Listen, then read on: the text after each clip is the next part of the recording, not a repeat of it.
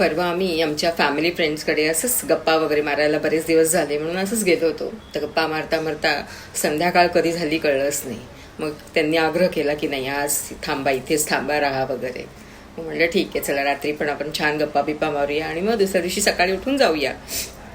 As it is Saturday होता. दुसऱ्या दिवशी तशी काही सकाळी लवकर निघायची गडबड नव्हती. आणि सकाळी काय झालं, त्यांच्या घरात त्यांचे म्हणजे माझ्या मैत्रिणीचे सासरे पण आहेत. तर सकाळी उठल्यानंतर काहीतरी त्यांच्या पाण्याच्या मोटरमध्ये खाली काहीतरी प्रॉब्लेम झाला होता सोसायटीच्या.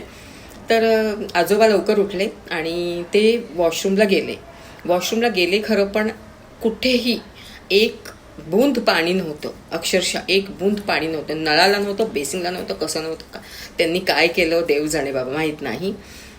पण किचनमध्ये येऊन सुद्धा कुठल्याही नळाला पाणी नव्हतं. मोटरमध्ये काहीतरी मोठा प्रॉब्लेम झालेला होता, ते त्यांना माहीत नव्हतं. मग त्यांनी व्हॉट्सअपच्या ग्रुपमध्ये बघितलं तर त्यांच्या सोसायटीमधलं जे कोणी असतील मेंबर्स त्यांनी त्याच्यात टाकलं होतं की पाण्याचा असा असा प्रॉब्लेम झालेला आहे, तर तासा 2 तासांनी पाणी येईल. मग आजोबा फिरायला जातात ना त्यांचे, त्यांना काय वाटलं देव जाणे, त्यांनी काय केलं, आपल्या पाण्याचा जो फिल्टर असो, फिल्टरचं पाणी एक बादलीभर दोन्ही वॉशरूम्समध्ये नेऊन ठेवलं.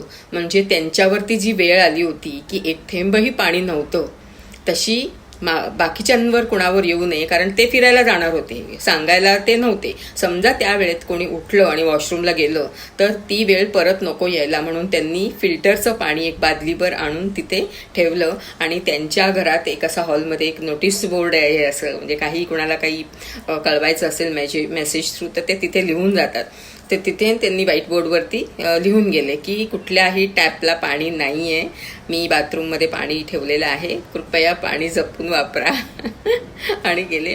मला अक्षरशः आजोबांची कमाल वाटली की खूप काही शिकायला मिळालं ह्याच्यातून, की ते ज्या प्रॉब्लेममधून गेले होते तो प्रॉब्लेम मागच्याला कुणाला यायला नको म्हणून त्यांनी आधीच सोय करून मग फिरायला गेले.